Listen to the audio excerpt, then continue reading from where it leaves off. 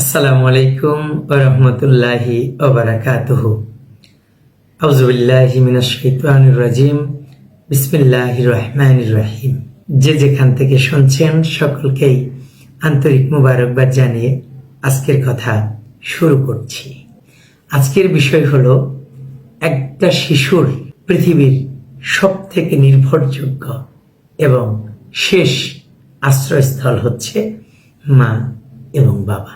এই কথাটি আমরা কেন বলছি শুরুতেই, যে আমার শিশুটি হয়তো আমার মন মতো লেখাপড়া নাও করতে পারে।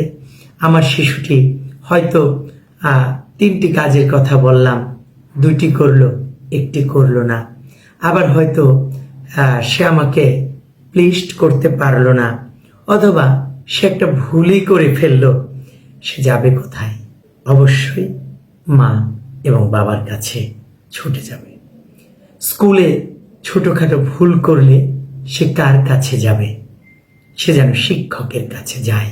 শিক্ষককে এমন হতে হবে, বাবা মাকে এমন হতে হবে যে ও যেন ভুল করে ভুল বুঝতে পারার পর এই লোকজনদের কাছে যায়, মা, বাবা এবং শিক্ষক। শিশুটি যেন ধরেই নাই মায়ের কাছে গেলে হয়তো একটা সুষ্ঠু সমাধান পাওয়া যাবে, বাবার কাছে গেলে একটা সুষ্ঠু সমাধান পাওয়া যাবে, আমার স্যারের কাছে গেলে স্যার আমাকে সুন্দরভাবে একটা সমাধান দিবেন।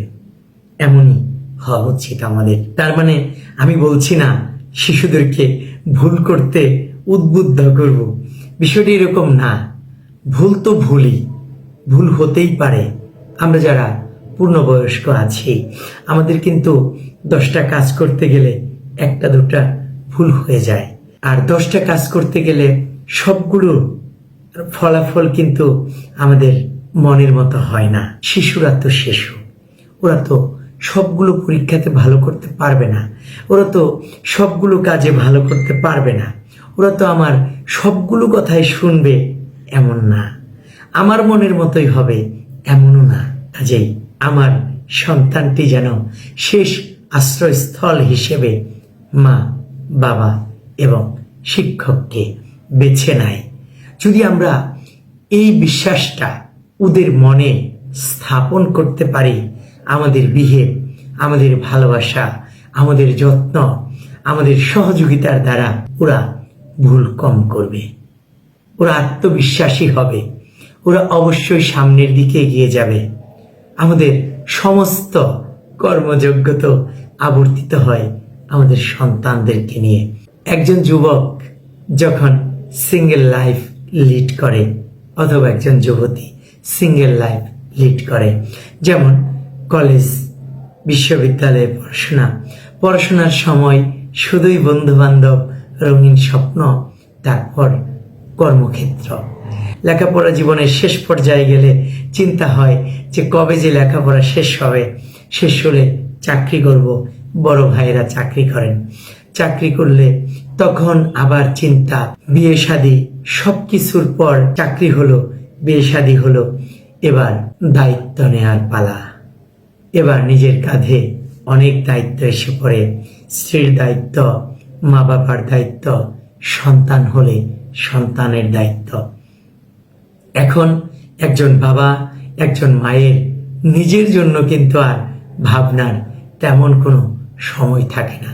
ভাবতে হয় শুধুই সন্তানকে নিয়ে।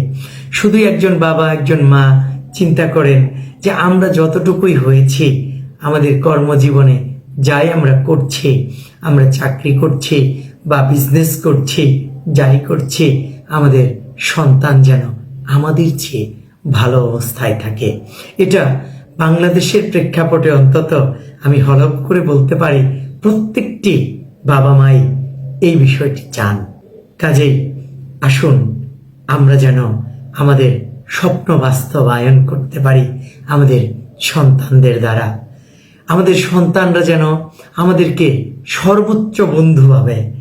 আমরা যারা শিক্ষক, আমরা যারা মা, আমরা যারা বাবা, আমরা ওদের অন্তরে এমনভাবে জায়গা করে নিতে চাই, এমনভাবে আমাদের জায়গা করে নিতে হবে, কোনো কিছুই যেন এই জায়গাটা নষ্ট করতে না পারে, কোনো কিছুই যেন এই জায়গাটা দখল করতে না পারে। আমরা যদি এমন দৃঢ়ভাবে আমাদের সন্তানদের হৃদয়ে জায়গা করে নিতে পারি, আমাদের প্রতি যদি ওদের অগাধ বিশ্বাস থাকে এবং আমরা যদি ওদের ভালোবাসার পাশাপাশি সঠিক দিক নির্দেশনা দেই, যাতে ওরা ইচ্ছাকৃত কোনো ভুল না করে, ভুল পথে পা না বাড়ায়, সেই দিকে যেন ওরাই সচেতন হয়, সেই কাজটি পেছন থেকে আমাদের করতে হবে শেষ অবধি। অর্থাৎ সন্তান কর্মস্থলে প্রবেশ করা পর্যন্ত আমরা যেন ওদের কাছে সেই আশ্রয়স্থল হিসেবে থাকি, নির্ভরতার জায়গা হিসেবে থাকি, আস্থার জায়গা হিসেবে থাকি। তাহলে অবশ্যই আমার সন্তান তার কাঙ্ক্ষিত লক্ষ্যে পৌঁছবে এবং সে নিজের জন্য, বাবা মায়ের জন্য, দেশের জন্য কল্যাণ বয়ে আনবে। আমাদের আজকের কথা হোক এটাই, আমাদের সকল সন্তান সকলের বাবা মার মুখে হাসি ফোটাক, এই আশাবাদ ব্যক্ত করে আজকের কথা শেষ করছি। আসসালামু আলাইকুম ওয়া রাহমাতুল্লাহি ওয়া বারাকাতুহু।